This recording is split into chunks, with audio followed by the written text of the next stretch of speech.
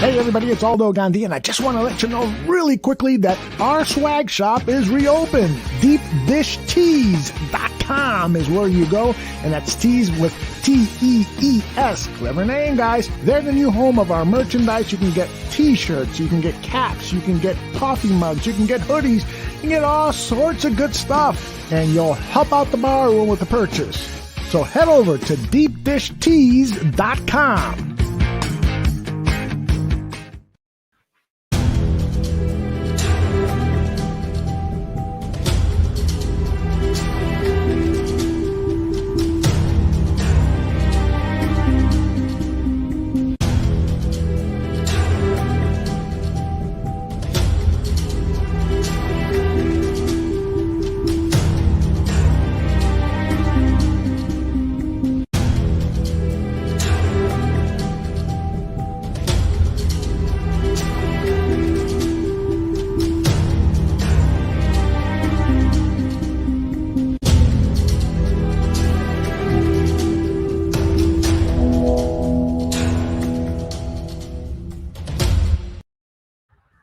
Welcome, everyone, to another episode of Bare Truth with Danny Shimon. My name is Aldo Gandia, and it is 9 p.m. Central in Chicago, and I want to say two things. Number one, this is our new starting time moving forward, 9 p.m. Central.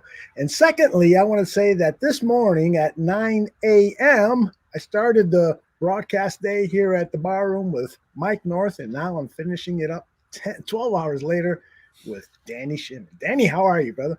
I'm doing well. Are you? You must be exhausted talking football all day long, huh?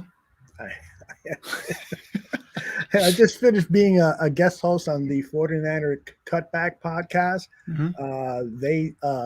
Alex Ceseños was Buffon 55's guest yesterday, and they asked me to pop in and be a guest on their show. So I spent an hour, about 40 minutes, talking to them about the Bears.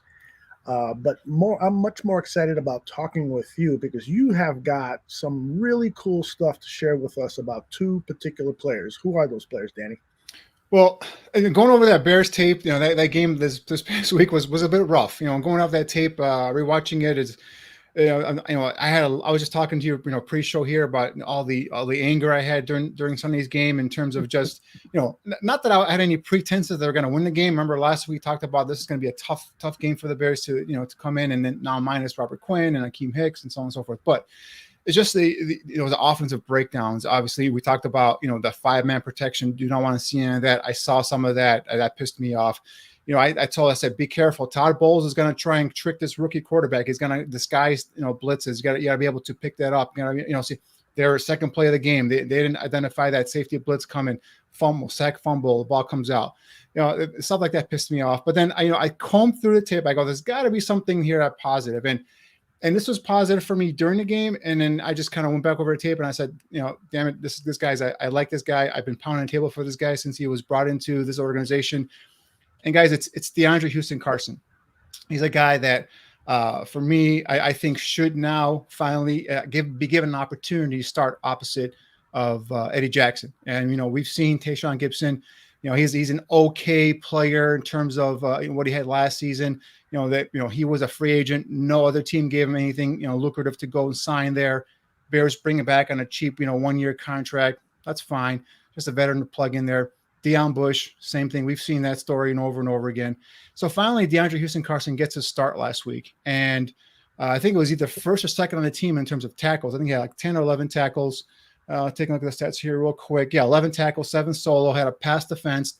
But what I saw on tape, I saw a guy who shows instincts. I saw a guy who does prep work in terms of tape study. There's a play at the goal line where you see him breaking at the or running to the football before the ball's even snapped. So that tells me a guy's got he's into his film work, he's studying, and the guy is instinctive. He's got range, and for me, he's a very close comp to Micah Hyde, the former Iowa Hawkeye safety who obviously played for the Packers for a couple of years and now is with the Buffalo Bills. I mean, Hyde is about 6 feet 197. DeAndre Houston-Carson is about 6 feet 202. So size-wise, they're about the same. They both are guys that they have that coverage ability and come down and cover big receivers in the slot, can cover big tight ends. And and play with instincts, right? And they're not the biggest guys. They're not the thumpers, the physical guys that a lot of these safeties you guys want. But give me an instinctive safety. Give me a guy that's going to put his head in there, going to play with effort, a guy who can, can make reads, can read the quarterback in the pocket, and break on a football and make plays. That's what I'm looking for. I think it's time he gets a starting job there, an opportunity at least to start. Mm-hmm. Yeah, I'm with you on that. One of the things that you do is you scour the tape, and then I put it together for presentation here. And so I'm looking at the clips that you picked. Man, they're super impressive how he jumps on the ball and so forth. Now, this guy is 28 years old, so he's been around. Right. Is it typical sometimes to see defensive backs in the NFL start to mature or in their mid to late 20s and start to reach their own? Sometimes you see it, sometimes you don't. I think and this is a trend that I've seen with the Bears. And I hope I'm wrong, right? I hope the Bears do not use draft status or where a player was picked in terms of the pecking order, how they're going to go ahead and put him in their rotation or not. Because, this is a guy that was a 6th-round pick, right? And he came in, he's a special teams guy. He was labeled a special teams guy, back at William and Mary, studying his tape. The guy was a demon on special teams. He had 9 kick blocks during his 4-year career, 4-year starter, a team captain. The guy was a ball hawk at college, guys. He had 10 career interceptions, 34 passes defensed. So, they bring him in for a special teams prowess, and they just kind of label him a special teams player and don't really give him a shot. Now, I'm not saying that they're just, blind eye to him and not, letting him, compete at all, but there's something that they don't like that obviously I'm not seeing. Right. So it's something that's holding him back. So I'm not sure what it is, whether it's the defensive coverage, ability, but when you break down the tape, you see him show that range, be able to get from one hash mark, the field hash mark, all the way over to the boundary sideline and make a play. Well, we have a clip of it here today. We'll go over to it, shortly here. But so I'm not sure what it is that this coaching staff doesn't like about him and doesn't give him, gives guys like Tayshaun Gibson, guy they brought in from outside the organization, to start ahead of him, or a guy like a Deion Bush that they've been given, a shot after shot. Another guy that was drafted, higher, and I think it was a 4th-round pick. But I think it's time now. Let's just do. These guys are injured. Let's just give DeAndre Houston-Carson an opportunity, and let's see where he goes from here. Because I think him and Eddie Jackson can give you some of what the Bills got there with Jordan Poyer and Micah Hyde. Some guys that are not physical, but guys that at least can come up and well, at least with DeAndre Houston-Carson shows that he's ability to come in, mix it up, lower his pad level, get down and secure a tackle. Also there was a play also this year with versus the Lions. I thought about putting it into this clip package we have here, but Sean Desai used him next to Mac, and they ran a stunt where he had Carson come in, and he had kind of rushing off the edge, and he had Mac coming around him looping, and Mac got into the middle of the offensive line and caused pressure, and I believe he even sacked Jared Goff on that play. So he's been put in positions around the line of scrimmage, so he's comfortable there. And then for me, shows like, he's got the ability to go ahead and drop back and be able to provide some of that over the top safety help as well. So I'm, I've been pounding the table for this kid when he was drafted. And I still think I just want to give him a shot, see what he can do.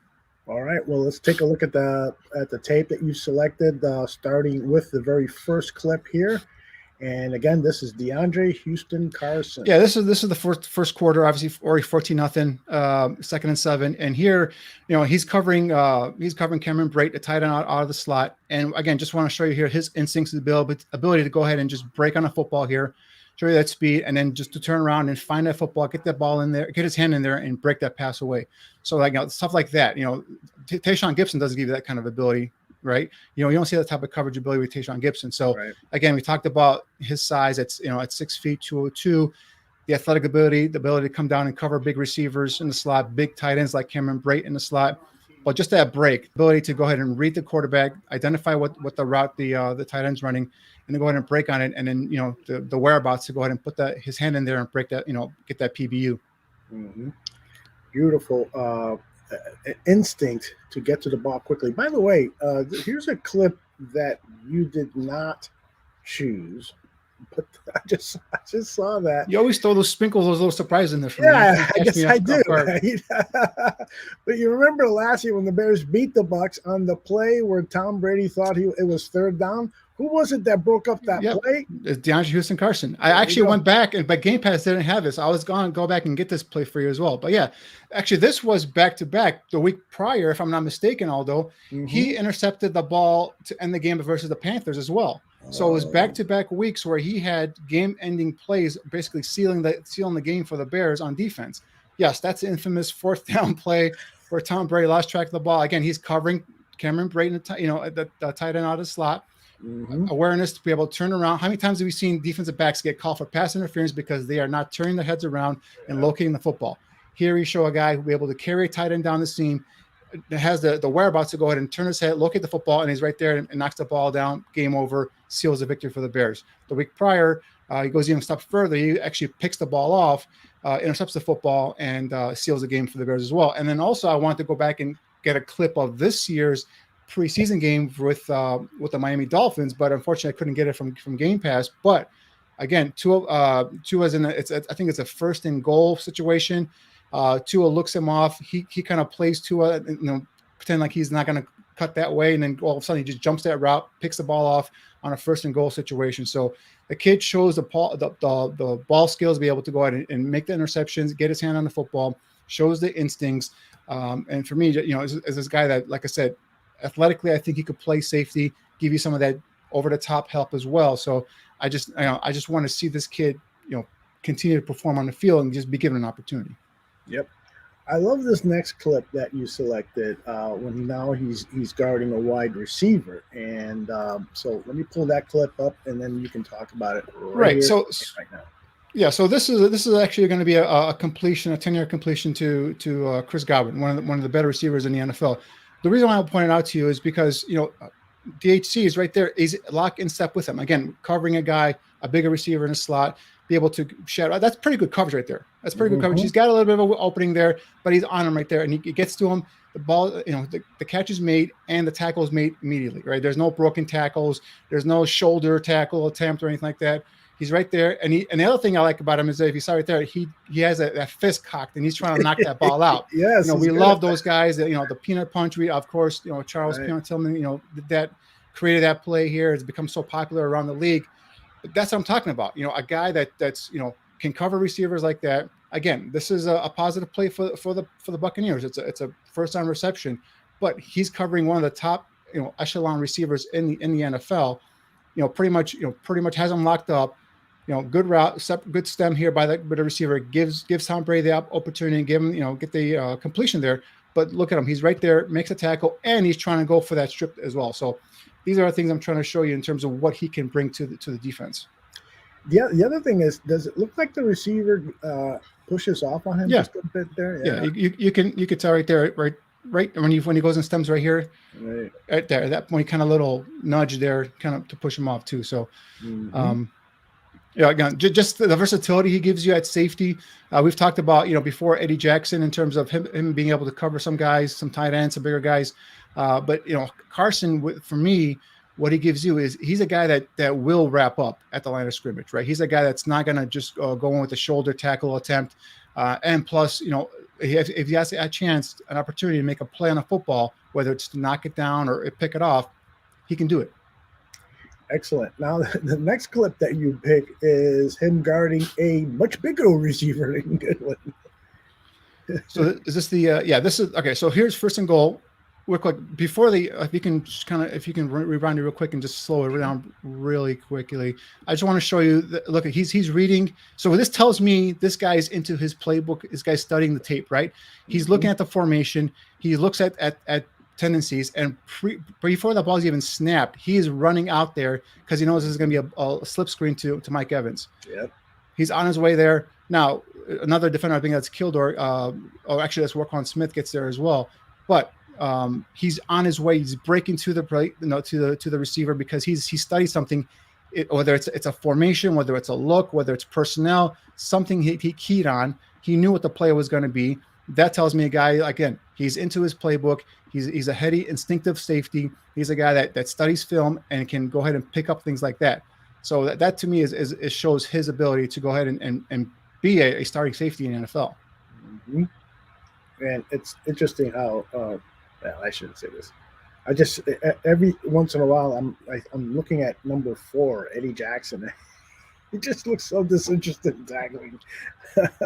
But this is a great play. I'm glad you pointed this play out to us because man, yeah, I mean he's reading it. He's Right. looking. He's just getting it over there before the ball snaps. Exactly. So that again, that's what I love about these guys. I love instinctive safeties, guys who can study the film and pick up tendencies, like things that you and I could watch this formation, this play, and not pick up anything. But he's been trained and coached up to go ahead and pick up something that allowed him to go ahead and know pre-snap where that ball was going. Of course, the game was out of reach pretty much there at that point. But if this is a close game, that's a huge play, and you're able to stop him. And if he gets maybe a split second earlier, get his hand on the football, the ball is tipped up in the air. That's a turnover. You get the ball back for your offense. So things like that, when you see a player do it, that really intrigues me, and it really gets me excited about a player because, like I said, I like guys that are instinctive. I like their heady, guys that are heady, guys that are not afraid to mix it up, in the box or with their bigger bodies. That's what I look for safeties. And he's got ball hawking skills, ability to go and pick the ball off, intercept the football, and make big plays there too. So, for me, he's got everything that I'm looking for in a safety. I just want to see that opportunity, give him that chance. Yep. Another great selection with your clips here. This is him on the run game. Right. So this might be the play where, okay. So here, right. So here he's at the line of scrimmage. All right. He's Tyler Johnson, the receiver, has got him blocked up. The play goes away from him. But I want to see the effort, guys. He's right there at the line of scrimmage. Look at him bust his ass, get back downfield, 15 yards downfield to tackle that running back. That's effort. I love effort like that on tape, right? He could have just been like, all right, up, block the guys away from me. He's on opposite side of the formation. All right, I got guys back there. They can make a tackle. No, he disengages from the receiver. All right, let's go. Finds the football, and now he hits downfield, and he makes a tackle. All right. He saves that could have been another 10, 15 yards, maybe even a touchdown if he breaks free from the next defender. So that effort, that type of effort, I love to see on tape. And again, we're talking about a guy, be able to put, instincts, effort, ball, hawking skills, be able to make plays on a football, all those things. And this right here really caught my eye is just a plain effort. Mm-hmm. And again, that's 38-3, by the way. 38-3 in the fourth quarter. He could easily be like, all right, whatever, just let it go. But no, he just turned back, sprinted back, and tackled the guy from behind. We might say, oh, it's still a 15-yard, run, blah, blah, blah. But I'm talking about, look at the time of the game, look at the score of the game. And again, look at the kid make his effort to go and make the tackle. Things like that to me stick out. And like you said, look at the fact that the play is away from him. Look at the fact that he still has his head on a swivel, looking for the ball, and gets there. And does what Eddie Jackson failed to do, tackle the guy. Right. Bring him Sorry, down. Eddie. It's just true. There you are, number 4. You're not tackling. That's a missed tackle right there. Exactly. So I don't want to bring that up because I don't want to pile on Eddie here. And this is not a pile on Eddie show. Believe me. I just want to point out that type of effort. With Carson, what he is he's not a guy that's going to knock you out, in terms of get you out a decleater or whatnot you want to call him, those big shots. But he's a guy that gets low, wraps up the ankles, and brings down the ball carrier. So, is he going to miss tackles here and there? They all do, right? It's football.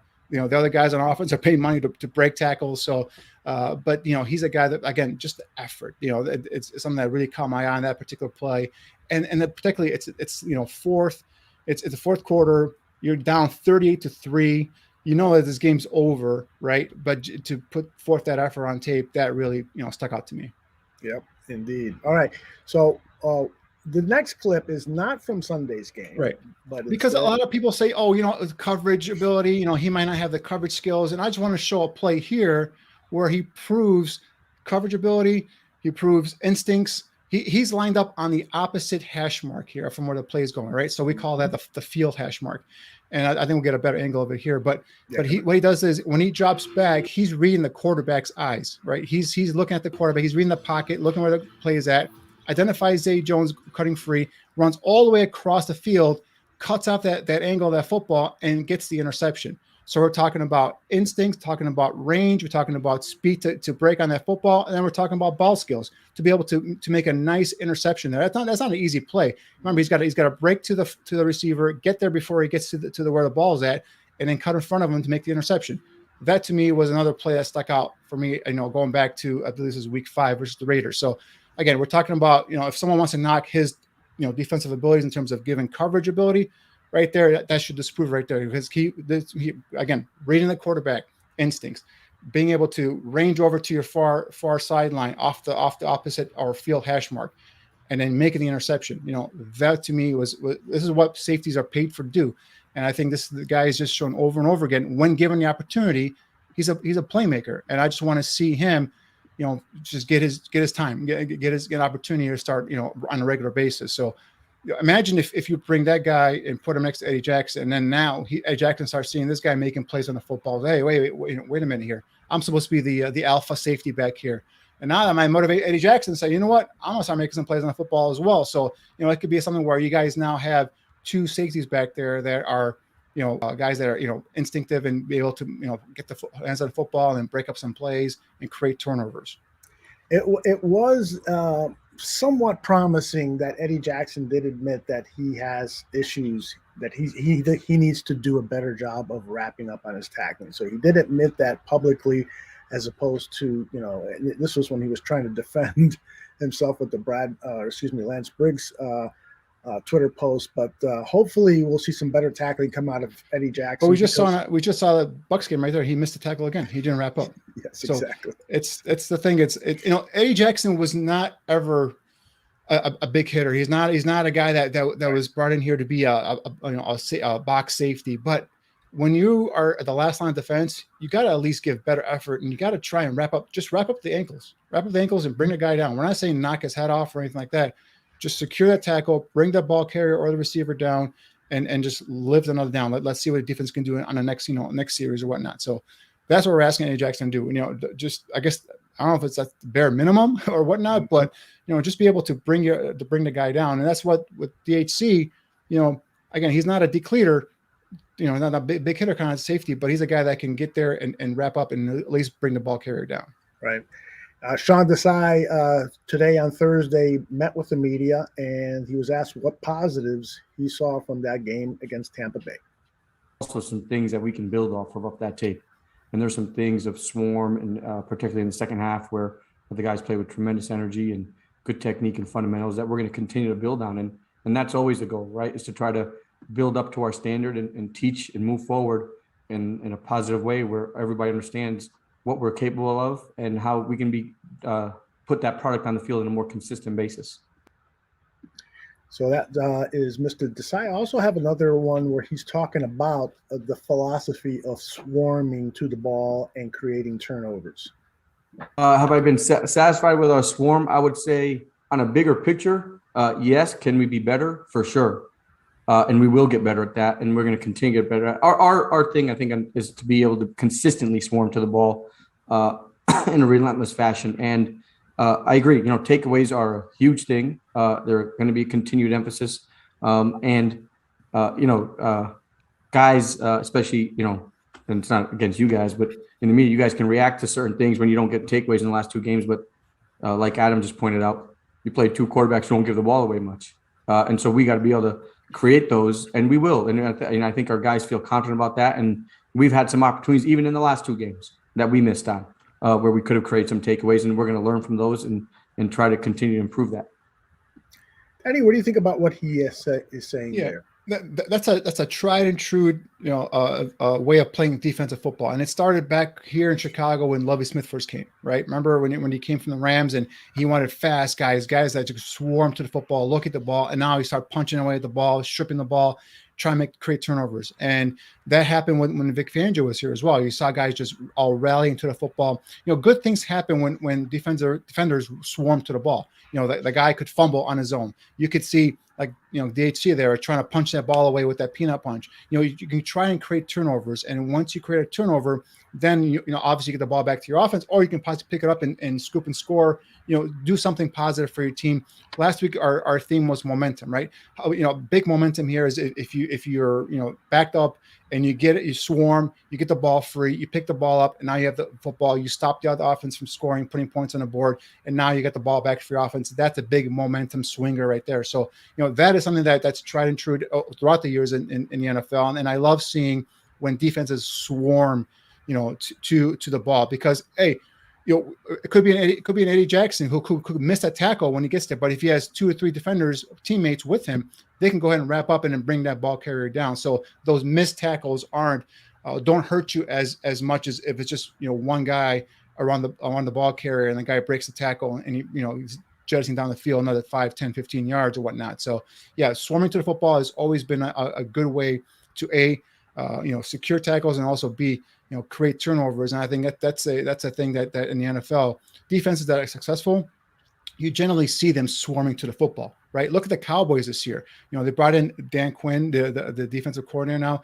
and look at them now this year as opposed to last year. When last year they had like maybe 1, 2 guys coming to the ball. Now they got everybody, 3, 4, 5 guys coming to the football, rallying to the football. They're not the greatest, team out there in terms of defensive teams out there, but they're creating turnovers. They're getting their hands on the football. They're getting momentum back for their offense. So, whenever you swarm to the football as a defense, generally good things tend to happen. Yeah.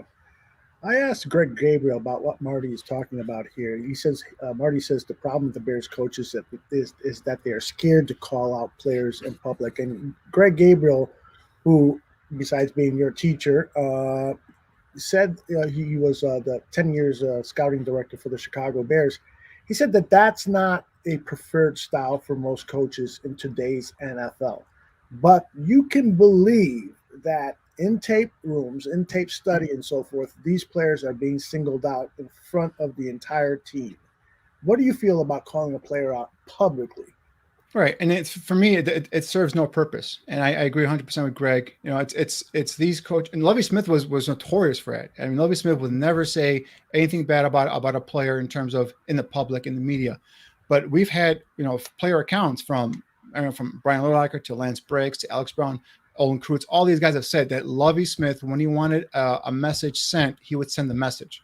And he would send it either to the player, to the position coach, but that message would get to the player, whether it's him directly or the position coach, I was trying to say. So the player would get that message and that all internal, all within the locker room. The player's not embarrassed in front of the media or anything like that. So, I think a lot of coaches nowadays, there's a very rare few where you see them really call out their players in front of in the public and the media, and then expect them to go in and come back on Sundays and be 100% ready to go and compete for that coach. So the tendency right now, I don't know, I haven't seen a coach recently call out a player in the media and have it come out to his positive outlook for him in terms of his coaching career moving on with that team. So like even with I think it was a couple, the Packers game where Tyler, or it might have been you or it might have been Tyler, said that I wanted either Nagy or somebody to say that they were pissed off about what Aaron Rodgers did with that whole "I own you" stuff.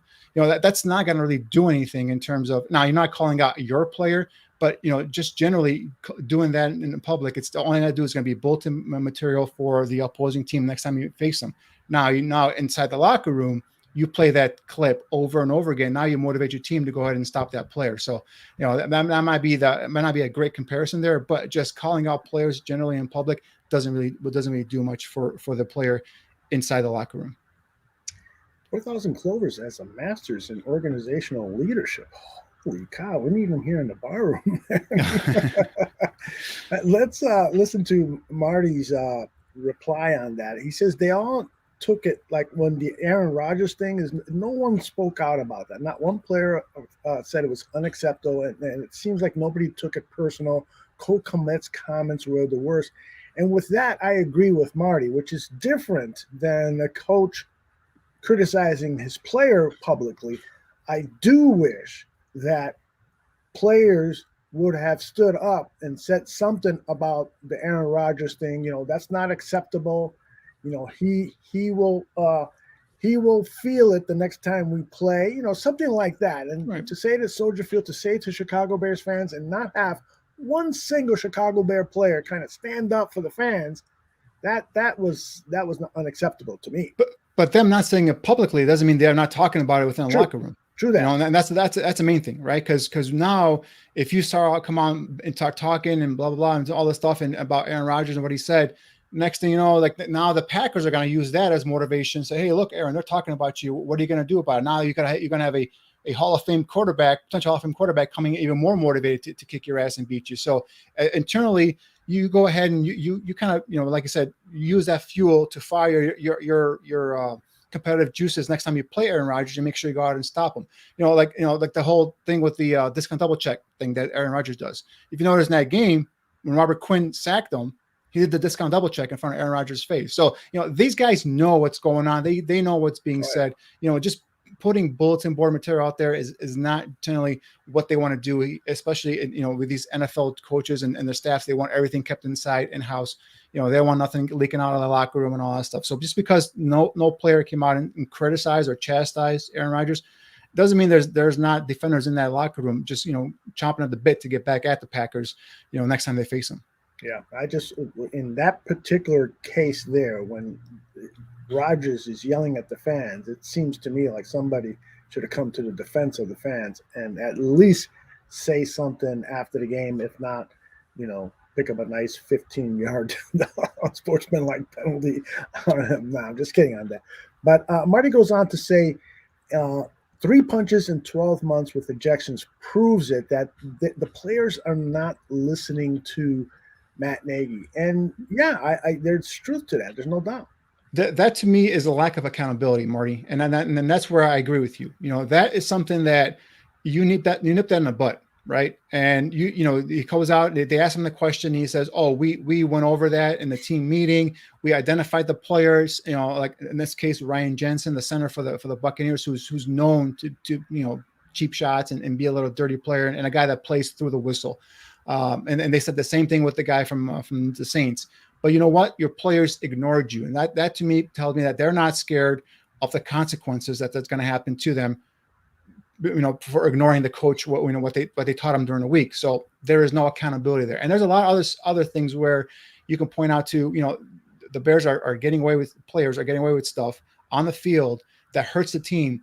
And yet they're back out there next week, starting. That I was talking to you that opening week with the safeties in both versus the Rams, where they both missed tackles, badly, and it led to big plays for the Rams. I would have both those guys on the sideline next to me watching the next series, and I don't care if I'm putting Deion Bush or whoever in there. I'm letting those guys sit out there because that's accountability. Because you cannot just half-ass a tackle attempt like they did in that Rams game and expect to continue to play. So that's the thing that I agree with you, Marty, in terms of accountability. And if a team or a player does not respect their coach or their coaches and what they're trying to tell them during the week, that's bad. That's a bad sign.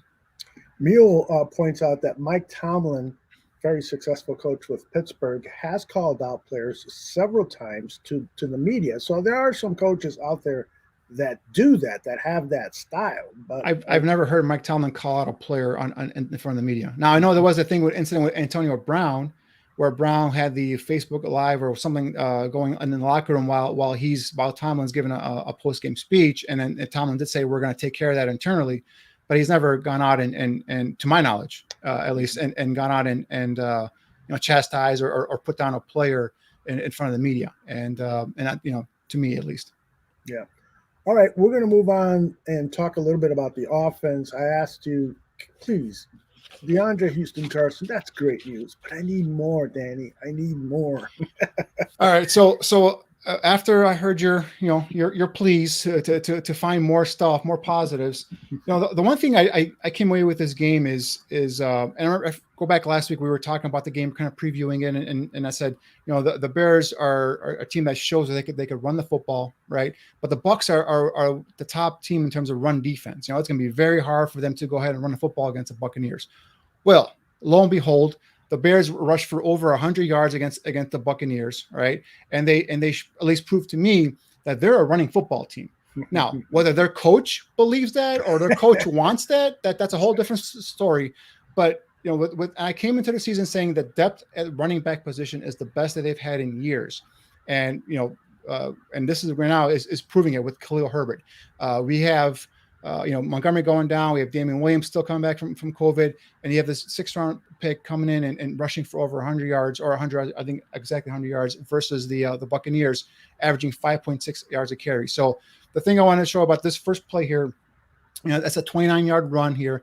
But if you take a look at the key blocks here, you look at Jason Peters and Cody Whitehair sealing off that edge defender, Shaq Barrett, and then you take a look at James Daniels being able to get to reach Vita Vea and then kind of shade him off as well. So that to me tells me that this offensive line is better at run blocking than they are at pass protection. So that for me, and if you can run against the Bucs, you could probably run against every other team in the NFL because they have a stout defensive line in terms of run defense. So, this was the biggest run here for Herbert. But again, you see here a double team where Peters and Whitehair do a nice job of sealing off that edge. James Daniels does a nice job of just getting in front of Vita Vea. And then now Herbert has a nice little lane there to cut up. If Cole Kmet is able to probably hold off or sustain his block, this might have been gone for a bigger gain or possibly even a touchdown there too. So because Cole Kmet's guy comes up there and makes a tackle there eventually. So that's the thing that should be positive for us going forward is that knowing that this team can run the football. Now it's just a matter of building off of that, having your head coach wanting to be a running team. I keep saying this like over and over again, the Tennessee Titans, right? They're a team that's built around their rushing attack, and they build their offensive, their passing game around that rushing attack.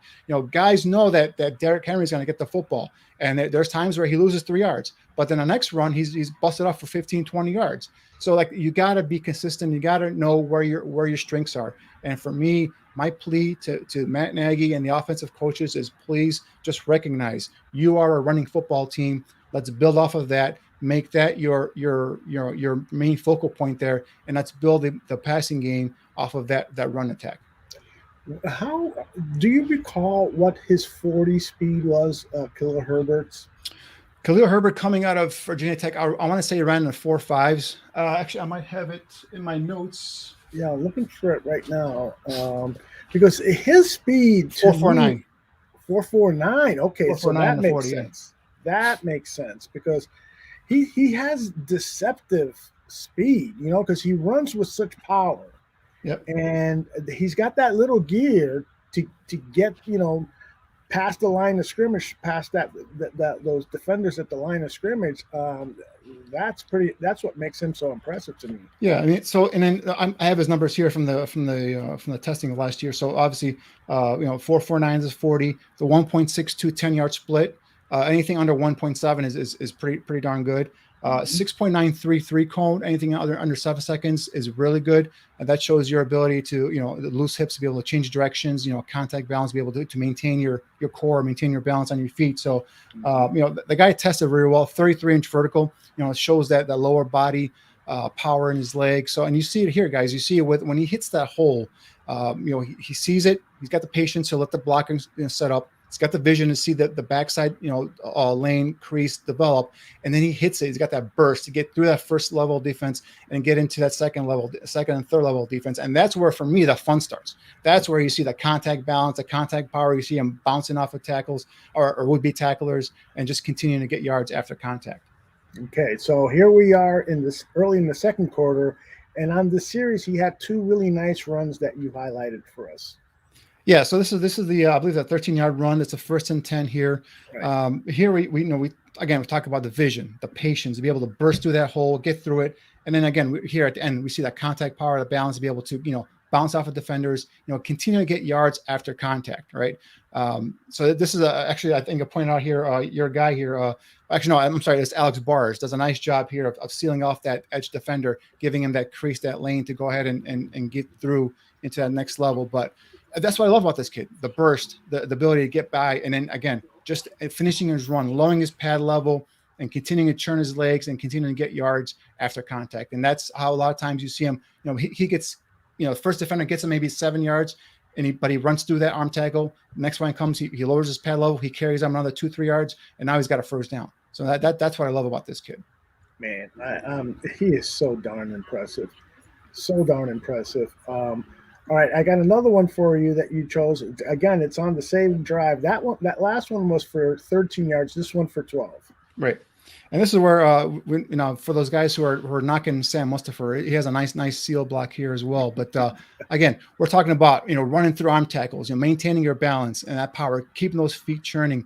And one thing I love about the kid, knock on wood here, I don't want to jinx him. The guy doesn't he doesn't fumble the ball. He holds the ball high and tight. It's secure in there. You see guys ripping at it, trying to, knock it away from him, but he does a good job there. There you go. Mustipher there turns his defender, creates that little crease there for him to get through it. And that's the thing. All he needs is a little crease. Just get a little small area there. He can be able to lower his pads, get skinny there, and get through it. And then now he's into, like I said, the next level of defense, and he's chunking away at yards. Mule wants me to show the countless plays of Sam getting knocked on his fat butt. There aren't any countless plays of that. There are a couple. He said countless. Okay. Every offensive lineman gets knocked on his ass. But again, but he was going up against guys like Vita Vea and Ndamukong Suh, two powerful humans, man. These guys. Don't forget the guy from Green Bay. The guy from Green Bay is powerful too, Kenny Clark, right? But I mean, Vita Vea is a whole different level in terms of powerful, man. Yeah. To hold up his own versus those guys, again, Mustipher's game is more athletic guys being able to kind of get in position, turn his body, create a seal there, a crease there to allow the running back to go ahead and get by that defensive lineman. That's his game. Knocking guys like Suh and Vita Vea 2-3 yards off the line of scrimmage, that ain't gonna happen.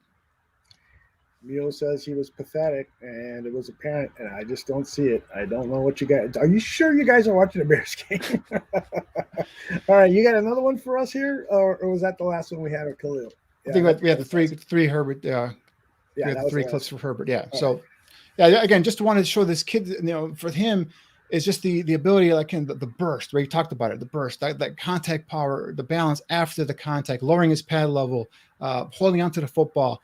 And I think he can also develop into the passing game. When coming out of Virginia Tech, he was solid in terms of catching the ball out of the backfield. Not a big time producer in that area, but I think that's an area where he can get better at. Pass protection is something that he's got to get better at too. We saw that the second play, it was a little bit confused, a little crossed up in terms of who to get and how to get to that. That could have been someone else's fault. Maybe the play call. Maybe it was Justin Fields, got to get him over or whatnot. But he's got to get better in pass protection. But man, just being able to get through that hole, get burst, and get that second level and take on contact is very impressive for this kid. So my main point of showing this and trying to appease you guys and make you guys feel a little bit better about what happened last week is that the Bears guys are a running team. And I think that's what we need to build off of offensively.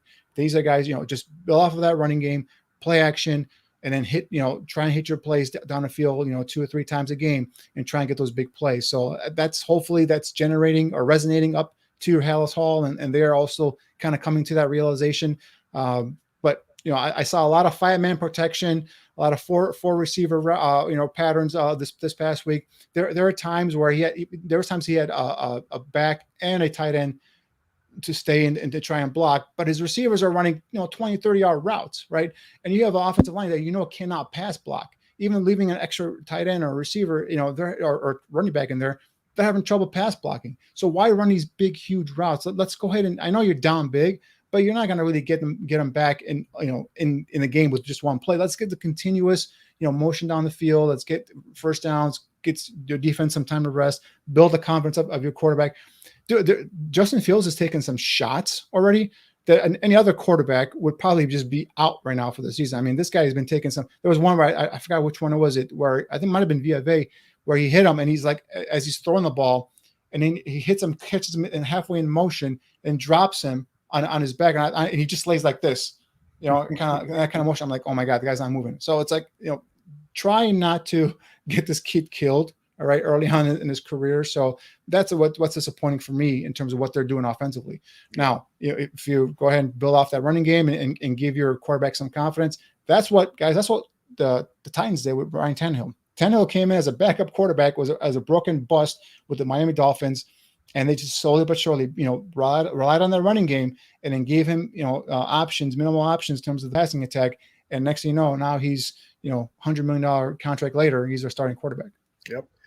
Now, a great question by Mark Potash to Bill Lazor in today's press conference. Mark asked, why hasn't the success in the run game helped the passing game? The ability to run the ball statistically has almost zero to do with the effectiveness of play action pass. Like, teams that don't run the ball still are effective in play action pass. So running the ball right now effectively helps us get first downs more than maybe it has at times in the past, which helps keep us on the field. So it gives us more opportunities. But we've got to be better in almost every single aspect of the passing game. I mean, our details in pass protection, our details in route running, our details in the decision making and the throwing at quarterback, and then putting it all together. I mean, it's hard and there are good individual performances. I'm not saying no one is playing well, but to be honest, I mean, when you're 32nd and probably still, I mean, sometimes I check the stats before all the games finished for the weekend, but I'm assuming we're still 32nd in sacks per pass attempt, 32nd in passing yards per game, 32nd in passing yards per pass attempt. I mean, so to stand up and say there's a bright spot would be pretty ridiculous, I think. But So why? anyway, the answer to your question, I don't think it has anything to do with the run game. I think it has to do with we have to be better with the details of the pass game, fitting it together, making the plays when they're available. And when I say making the plays, I don't just mean jumping up and catching the ball. I mean blocking the person we're supposed to block, being together with how we're going to block it, the timing of the quarterback, matching the timing of the firmness of the protection, matching the timing of the routes. When you're 32nd, we could spend a lot of time talking about this. Danny, what's going on here? Are the coaches to blame for the lack of execution? Because basically he is saying, everybody's fucking up. Excuse my language. Everyone is screwing up. The offensive lineman, the quarterback, everybody. It's just a not a well operating machine here. I love Bill Lazor. And basically there's a disconnect up at Hallis Hall, guys, and at least on the offensive side of the coaching staff here. There's a big time disconnect.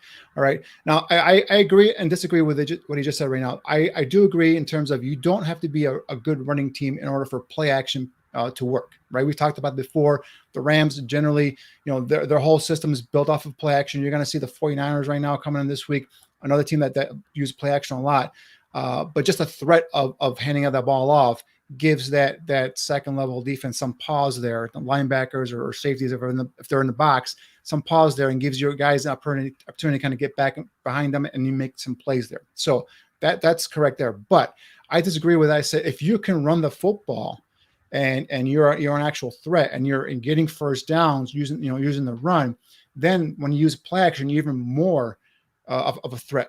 The problem though there is, and he kind of went over it, is the routes that the receivers are running when they're doing play action are 20, 30, 20, 15, 20, 30 yards down the field. They don't have an offensive line that can pass protect, right? So when you face a front that can pass rush, right? So that's, even if you're doing a play action, that front is coming at the quarterback, and unfortunately the pass protection has just been horrible because they need to pass protect for so long, because those routes are so long, downfield, and take a long time for them to develop. I think that's where the issue is. Now, if you run, bootleg, which is, kind of get the quarterback away from the pressure, but now you're cutting the field down to half, right? You only have one or two options. You're having just a half field reads there, kind of like what they were doing with Trubisky a little bit last year. Towards when Lazor took over, that's an option you can do there. You can run shorter routes. You can run crossing routes. A lot of times the Bears, for whatever reason, don't run crossing routes. And when they do run crossing routes, or they try to run these rub plays or pick plays, they're usually called for offensive pass interference. So that's a coaching issue. You got to be able to coach that up. You got to be able to put those into the playbook and also be able to take advantage of that. But if you ever take a look at the film, the all 22s, you see, even on play action, you see guys trying to run, 15, 20 feet, 20 yards down the field. it takes time for those guys to go ahead and get downfield. And obviously now we're talking about them then stemming and getting open for the quarterback to go ahead and throw the ball to them. So it's all kind of plays in, in effect there. But just listening to him right there, he sounds like he's talking about the passing game, and there's a big disconnect in terms of what he wants to do, from my opinion, just kind of listening to him, and what the head coach wants to do. So I think that's an issue there as well. But I do think a good rushing attack, a good running game can help open up a passing game. But you got to also know what you guys can do up front. If they can't block for 5-6 seconds, you can't run those kind of plays, those kind of routes. I want to play another soundbite of Borom. Laser talking about Larry Borom. Well, I think the training staff has probably done a detailed job with him as far as physically how he's back, as far as the injury, how he feels, what the amount of reps he's ready for. I think for the coaches, it's just a matter of how in sync he is with the timing of things adjusting, hearing calls, making changes, like the basic things. If they just line up and play, I think we know what his ability level is and we feel great about it. But that's the hard part is you get to this point in the season, the defense is doing more. We've put in a lot more adjustments to different defensive looks. Can he hear those calls from James Daniels and quickly make the adjustment and see the defense change? Is he up to speed in essence? Because doing it and having adjustments happen quickly is a lot harder in person different in person than just standing watching at practice. So I think as a coach, those are the kind of things that, if a stun or blitz happens on third down where the inside linebacker that the guard has comes all the way outside, is he ready to make that adjustment with the guard at the speed it's going to happen on Sunday? Those are the kind of things we have to see what he's up to speed. The physical readiness from the injury, that's up to him and the medical staff. The ability to run the ball.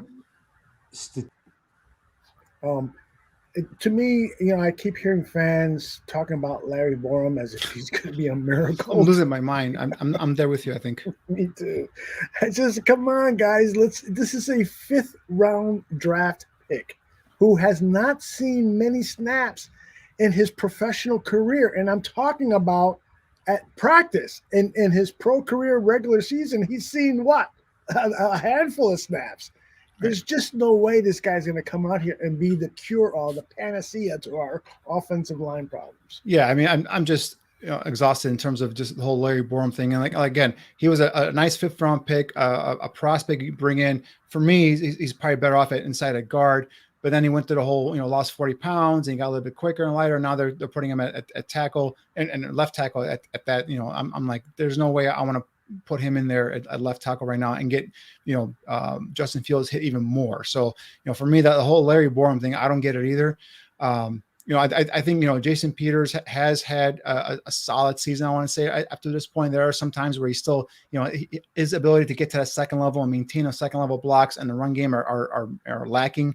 The guy is 39 years old. I'm not sure if that's, probably has something to do with it. But in terms of pass protection, I think he's kind of come in there and kind of solidified that left tackle spot, at least for me, from what I've seen. And in terms of right tackle, obviously with Ifedi out there, Wilkinson was doing a solid job in pass pro. Another guy, Wilkinson, that's not really physical or powerful at the point of contact, but he's more of an athletic guy. And I think I saw him, when he was playing, getting back to his set spot and being able to maintain his position in terms of versus a pass rush. So, talking about now the running game and being a very effective run blocker. Again, not a very powerful guy at the point of contact, but you can always hide that. You can always bring a tight end and put 2 tight ends on that side and make that the strong side. And now you can kind of help them out there as well. The problem with the offensive line is not the fact that, that Peters is 39 years old and that, Elijah Wilkins is a backup. Those guys, when given the opportunity to play to their strengths, right, which is, get back there and pass protect, they need help. They're putting against guys that they don't have a chance to in terms of athletic abilities, whether it's, Peters' old age or it's Wilkinson just not being powerful enough to stand up to a bull rush. you got to help these guys, right? You got to see how the defense is playing initially. You have your first 15 plays scripted. You got to see what's working, what's not working. That's why those Surface Pros are there on the sideline. You guys can take a look at that and see what you can do to help, whether it's chipping with a running back, chipping with a tight end, putting 2 or 3 running backs on that side. Latavius Simmons was a turnstile this past game, and both those fumbles there for Fields were his guy beating him like a rag doll and getting to Justin Fields. Now Fields, he's got to improve on and holding on to that football. Got to have 2 hands on that ball when you're in the pocket. But that's Simmons, guys. Now once they put in Alex Bars, and to be honest, I was surprised they didn't start Alex Bars at right tackle. But once they put in Alex Bars, we didn't hear Alex Bars' name or that defender's name pretty much the rest of the game. So, at least in pass pro, he held up, decently or well, I should say, for Alex Bars. So I think that's who I would start there at right tackle until Wilkinson comes back. But again, this whole Larry Borum love, can we see him at least play an actual NFL regular season snap before there's this big, want and need for him to come back? Yeah, I don't know.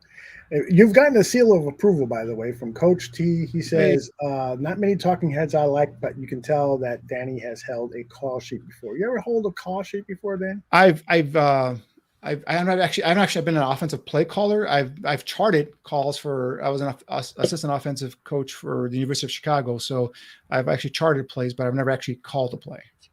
Well, Coach T knows talent when he sees it. Appreciate it, Coach T. Thank you. Yeah, indeed. Do I have another? Yeah, now I want to play a couple of sound bites from the guy who could be the head coach of the Chicago Bears on Sunday. I wish I had one of your drinks right now. One of those nice bourbons or whiskeys you're drinking over there. I wish I had one of those right now. So listen to Chris Tabor. That's another thing is why is Chris Tabor your head coach? Why isn't Mike Pettin, who's been a head coach in the NFL, your head coach? That is the weirdest thing. Why they have Mike Pettin in a secret room down in a bunker at Hallis Hall? You don't hear about him. Nobody talks about him. I mean, is he even still employed by the Chicago Bears? Well, I saw him sitting in the press box next to Sean Desai. Oh, okay. Well, that's good. I mean, at least he does exist. But there's been a sighting. There's been a Mike Pettin sighting. That's right. So today's press conference with Chris Tabor, the special teams coach, started this way. Basic ones for you to start. Are you the head coach? I'm the special teams coordinator. Today, with a lot of work to do, Dan. Are you overseeing the team from the head coaching role right now? I'm facilitating practice just like what we did in the springtime and executing that and just making sure things run smoothly. If you have to stay with that heightened role through Sunday, what changes for you? Well, I haven't given that a lot of thought. I'll be honest with you. We're trying to, from last game period, we got a lot of issues that we got to clean up in our own area. I understand the question. If that comes up, we have a plan and that'll be executed. But right now, focus, to be honest with you, I know it's a cheap answer for you. I'm just worried about today's practice and getting better. Danny, it's your job here to evaluate player performance, to talk about game strategy and so forth. But I got to tell you, as somebody who has been around the game of football for a long, long time like you have, does that bother you, those responses that Chris Tabor just gave the media about what his role could potentially be on Sunday? It's like, don't lie to me, man. Just tell me the truth. All right. Oh, I'm not thinking about that. I'm not thinking about being the head coach on Sunday, but yet we have a plan. We have a plan in place that we're going to go ahead and enact on Sunday if I need to do that. So are you not thinking about it? So if you're not thinking about it, how do you have a plan? That just right there caught himself up in a lie. All right. It's the whole thing with these press conferences with these, other than Bill Lazor and Sean Desai, it's like there's nothing. I don't get nothing from these guys, right? The whole Matt Nagy thing, I've totally given up on watching his press conferences because he gives you absolutely nothing. I think there was the wing where I think it was Monday or was it Tuesday? No, I think it was Monday where he announced he had COVID. Monday, yeah. And they're asking him, where are you? And he won't say where he's at. It's like, what's the big deal? I'm in my office, in my home office at the house, or I'm in my, whatever. I'm in somewhere, some at the drive-through at McDonald's. Whatever. It's like, what is the big deal? I don't get it. Like, why is it such? They make this thing so, they get themselves caught up in these lies, and it just makes them look so, dumb basically. So, but Laser, gives you, he might not be the greatest offensive coordinator in the NFL, but he gives you the truth in terms of when you ask him a question. He doesn't sugarcoat it, and try to gives you as much information as he possibly can. Same thing with Sean Desai so far. I think he's straightforward with the media, and I think he gives pretty solid answers. Doesn't sit there and try to twist and turn himself into a lie and just look foolish. So that's what's frustrating, is that you're not seeing, if you're a successful head coach, Matt Nagy, and you're winning division titles and constantly going to the playoffs and making it competing for a possible Super Bowl run, we'll tend to let those things slide. But you're not. You're not. You're a guy that's out there that's always worried about giving away the competitive advantage. Like the thing with Mac, the thing Mac broke in terms of Mac might possibly being sitting out the next 2 or 3 games. I forgot. I think NFL Network broke it, right? And then so they hit Nagy. Oh, Nagy's like, I have to make this decision. Because that competitive balance he wants to have. He wants to have the 49ers think like, oh, Mac's gonna play. When you think the 49ers don't have sources within the NFL Network. They have these reporters kind of tell him, hey, no, Mac's not going to play. He doesn't need Matt Nagy to tell him Mac is playing. Mac is playing, for them to know if Mac's playing or not.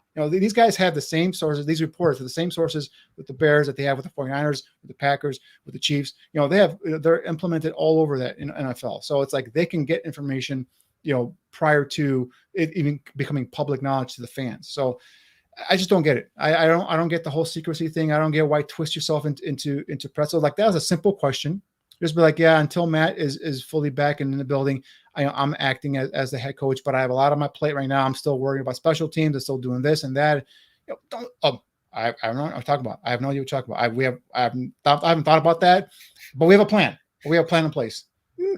Which one is it? It's crazy. All right, I got one more soundbite here, and listening to this makes me worried that we're going to really get our butts handed to us by the 49ers this weekend. This was Hub Arkish asking about the impact that COVID has had on the team this week. Hey, Chris, I know that none of this is anybody's fault. You guys are dealing with COVID. But in addition to players going on and off the list and people being available, all the time changes, all the moving around, all the going back and forth, it's got to be more difficult keeping everybody focused, isn't it? I don't think so. I mean, I understand your question, Hub, and that's a good question. But I think this, to be honest with you, and I know I talk about it all the time in the special teams room, there's a distinct process that you have to go through. And, has our day changed today a little bit? Yes, but that's really no big deal. We just went from walkthrough going right into practice instead of having a little break in there. I mean, everybody that shows up in the building should be ready for an honest day's work and should be prepared. So I think that the focus will be perfectly fine. And I think it sharpens you a little bit. I mean, I don't look at it as a negative. I actually look at it as a positive.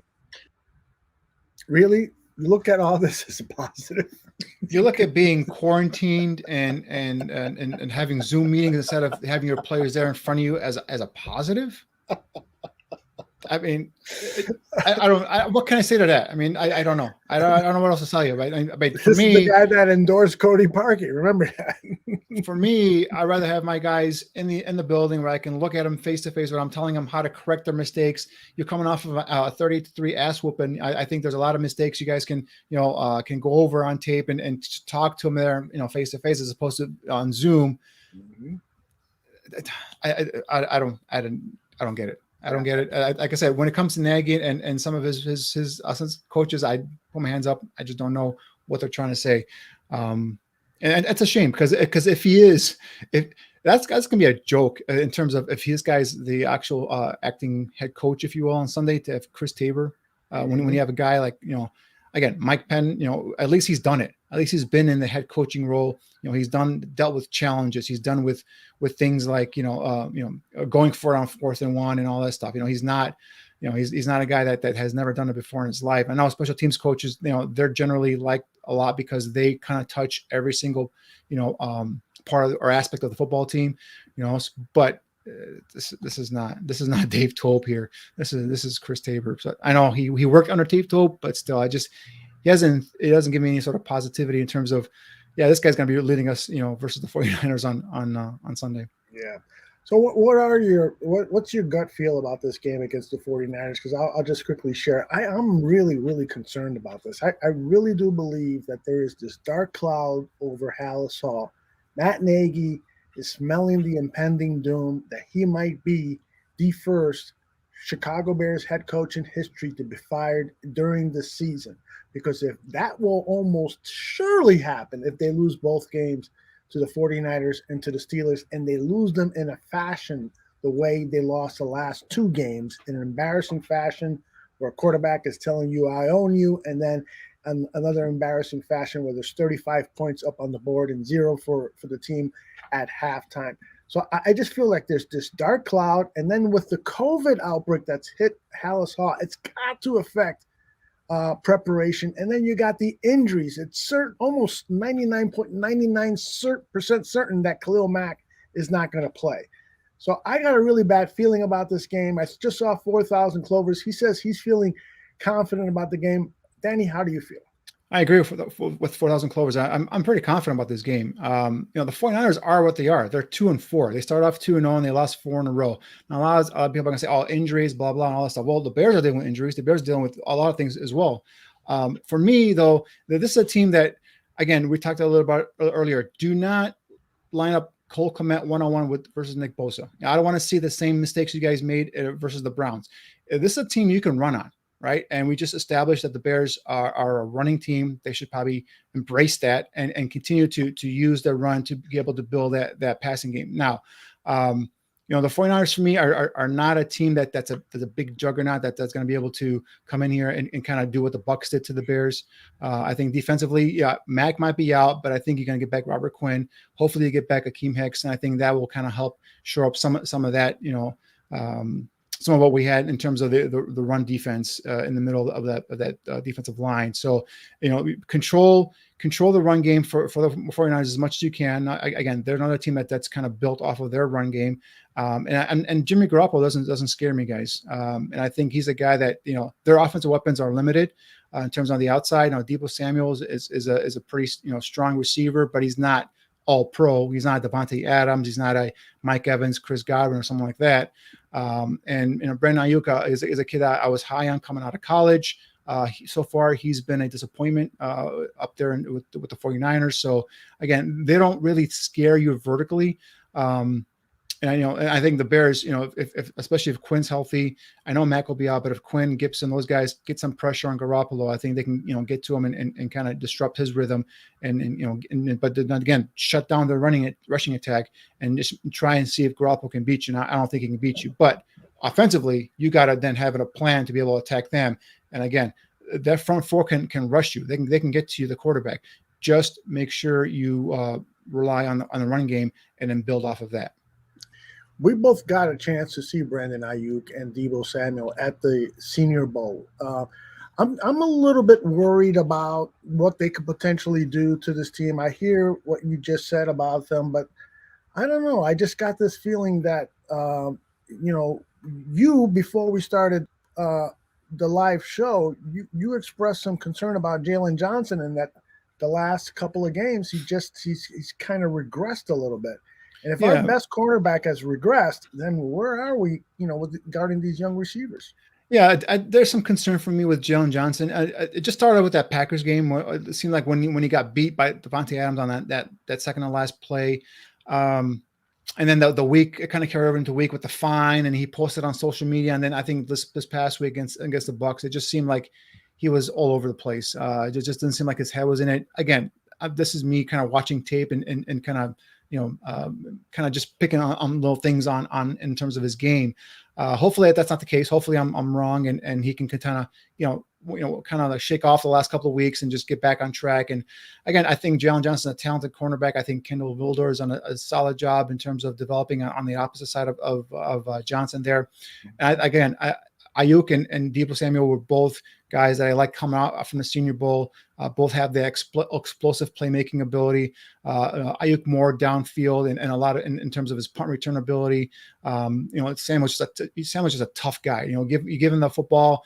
and he's like a tough guy to bring down, right? So he's a guy that gets a lot of yards after contact as well.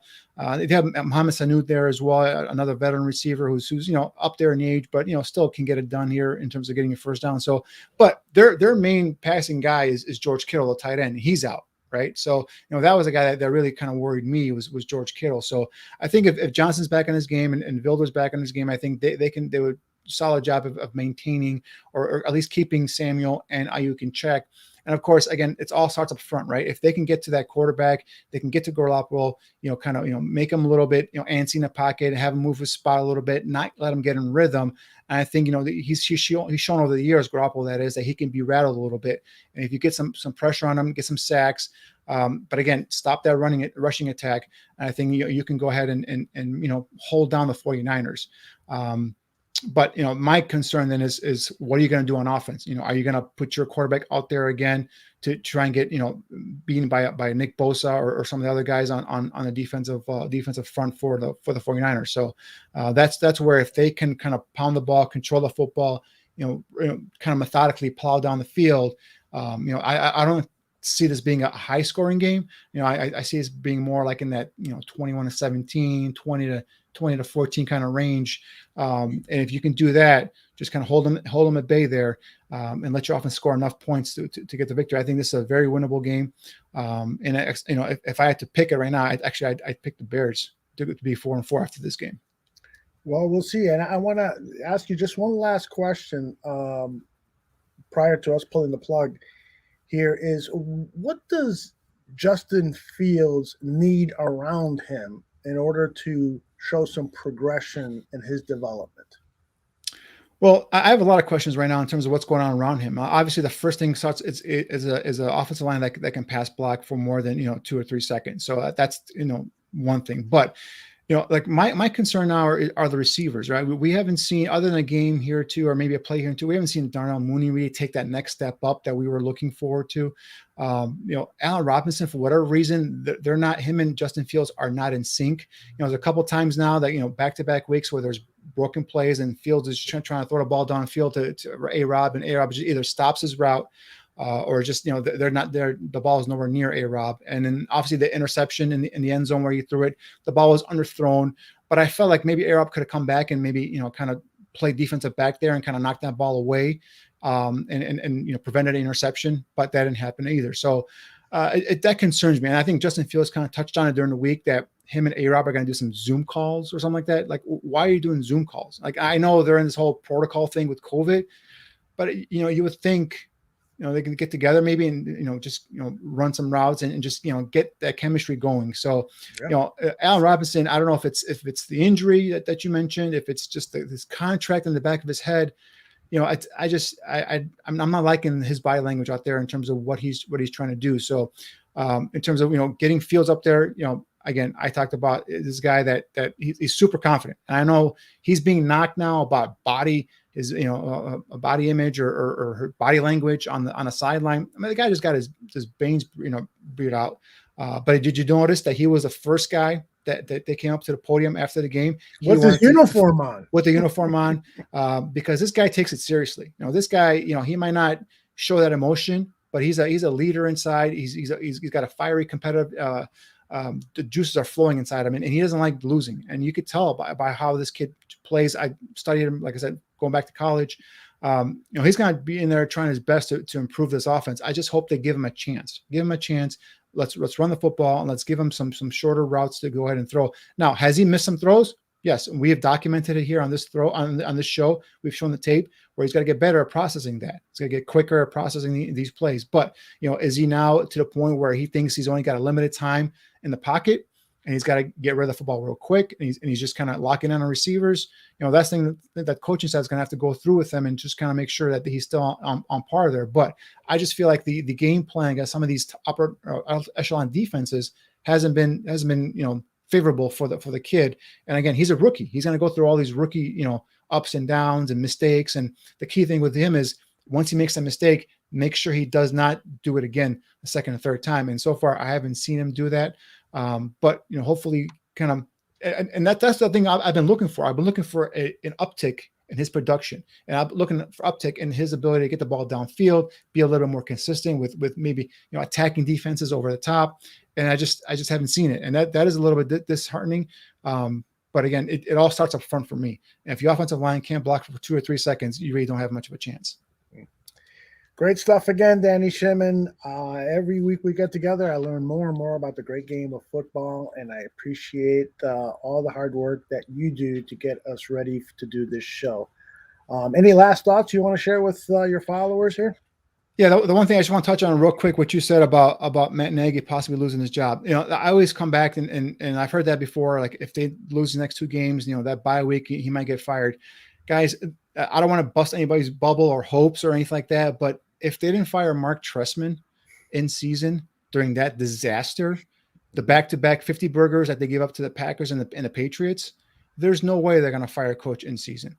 And that's the way I feel about it. So for those anticipating a coaching change, I would be shocked. I mean, I would drop to the floor shocked if they even contemplated making a change mid-season. So I don't think that's going to happen. But again, let's talk about the positives. There are some young guys here on this team that are making some progress. We talked about a couple of them today in terms of DeAndre Houstin-Carson and Khalil Herbert. Hopefully the offensive staff recognizes that they are a running team and they kind of build out the offense off of that. No more of these 20, 30-yard routes that receivers have to get downfield that your offensive line cannot block for. And hopefully they come out with a victory. Like I said, this is a very winnable game. You come out of here 4-4. I believe you got the Steelers coming in next week, another game that I think they could possibly win. And then you go into the bye 5-4. So that's a little positive 2-game winning streak. So hope's not all lost, guys. Let's maintain that positive attitude here. I think this is it's got a chance. It's got a chance to turn ugly, but also there's a chance that it could turn positive and they could be a competitive football team going into the second half of the schedule. You've given me a glimmer of hope, and so I'll take that and sleep on it before I make my bet. I'm going to bet on this game. Right now, I'm leaning towards the 49ers. But after what you just said, I might withhold my bet. So we'll see. For Good Danny, luck with that. Yeah, really. For Danny Shimon, I'm Aldo Gandhi. I want to thank everybody that joined us in the chat room and for your participation. And I want to remind people that over the weekend, we've got the Barfly Tailgate show first thing in the morning. Those guys will get you all fired up for this game. There'll be a lot of swearing and finger pointing on that show. So be prepared for that. It's a bunch of fans tailgating virtually and getting you ready for the Bears game. And then after the game, it is Bear football, where we'll give you immediate reaction to the game. John Buffone, Tyler Ellis, and myself. So that's our lineup for the weekend. I hope also that you will take a look at all the great programming that we have here at the Barroom Network on demand. It's everything from baseball coverage to basketball to more Bears stuff. So we've got tons of stuff available for you. Hopefully you'll take a look at it, listen to it, and share it with others. So for Danny Shimon, I'm Aldo Gandia. I'll talk to you next week. Good night.